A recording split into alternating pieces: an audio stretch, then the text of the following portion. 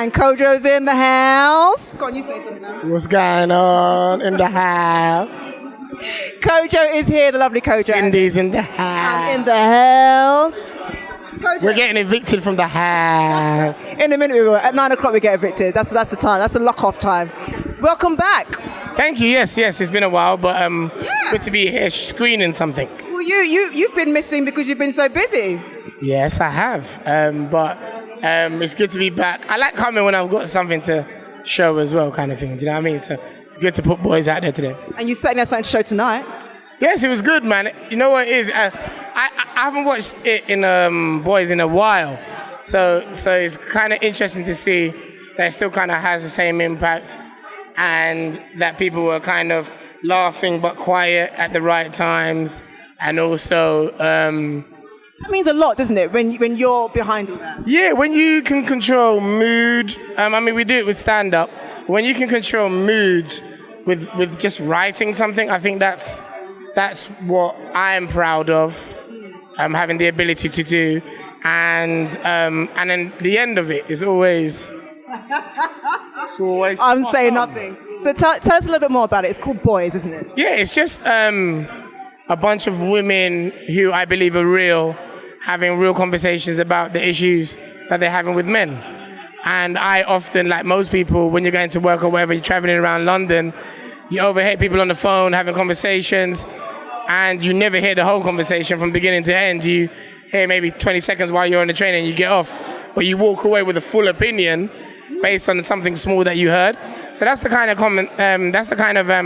premise of the film, and it's just hearing all these different conversations and just walking away with them. And sometimes you might hear something, see somebody crying, and you automatically show empathy and you feel sorry for them, but you don't know that they might not even actually be the victim in this situation. So listen, I saw that today on the way here, someone crying at Waterloo Station. And you're naturally like, do you know what I mean? Are you okay? And then you find out that, this person just done some madness stuff. Exactly. Yeah. So it's a short film that kind of portrays human behavior, human assumption, and honesty in the conversation. I find that with a lot of the stuff that you do kind of like delve into character. When I say character, not just surface character, the deepness of individuals and the way they think, the deepness of females and males, and that seems to be your thing. I think like a psychologist. Yeah, I think that's a great way to put it. I've been trying for years, Cindy, and you just done it in 10 seconds.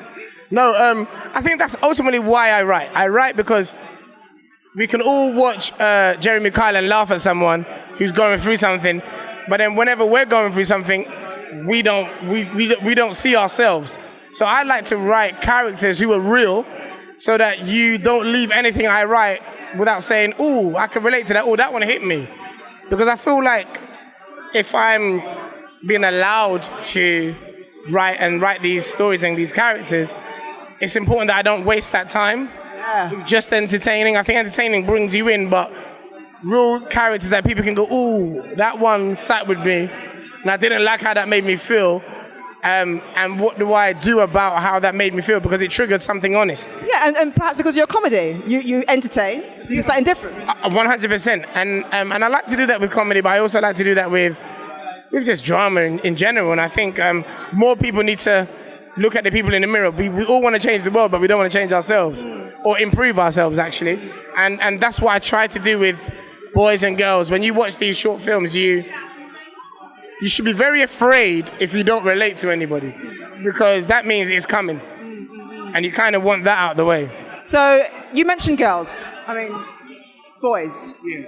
We watched Boys today. You mentioned girls. Yeah. Tell us a little bit about girls now, because girls now is the opposite, really. To listen, I've been given 1 minute to finish up, right? Yeah. But I really want to speak to you for 2 minutes. Give me 2 minutes. 2 minutes more, right? Tell us a bit more about girls. I think it's a similar concept. I think men aren't freely speaking about what they're going through, and so women find it hard to see where they may be the problem.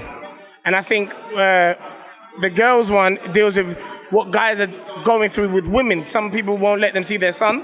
Some people want to be good fathers. Some men want to be there, but aren't allowed to be there. Some men are going through domestic abuse.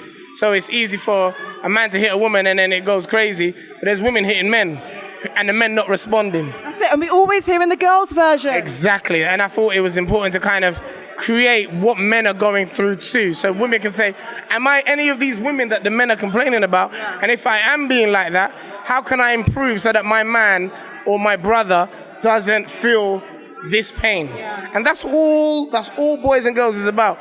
Not wanting to be the other person that we don't see on the phone. That's basically what they're both about. Most definitely. I want to touch something else as well before we go, right? Something that I've noticed too. With the film that we saw today, you didn't only do people that were like 19, 20, you covered a woman as well that looked like she was in her 50s too. Because we don't really see them as having like relationship problems. They're cool, they're set, they've been married for 30 odd years, they're fine. Listen, a lot of black families and a lot of families in general can attest to the dad just existing in the house. And being, some people say, I want my dad, and some people feel like, oh, I'm in a single parent family and my dad ain't around. Some people's dad are around but ain't around. Do you know what I mean? And just exist. They're present home. but not present. Exactly. They just exist, I like to call it. Where they just go to work, they come home, they eat their dinner, and they go in their room. And I feel like that is what that grown woman was dealing with. You know your dad. You know, it's the acceptance. You know how he is. You know how he... And that's the problem. When you just accept that, that's an issue. Do you know what I mean? Why have you allowed him to just exist in a house that he should be... the head of, ultimately. Yeah, most definitely. Listen, we've got to wrap up now, but Kojo, you know I love interviewing you. I love interviewing you too. No, you have never interviewed me, so what are you talking about? I'm interviewing you now. Where did you get that dress? Where's that makeup, girl? Hey! Whatever. Thank you for having me. It's been a pleasure. No worries. Thank you again for submitting your film. It's been lovely speaking to you. Thank you very much. Bye-bye.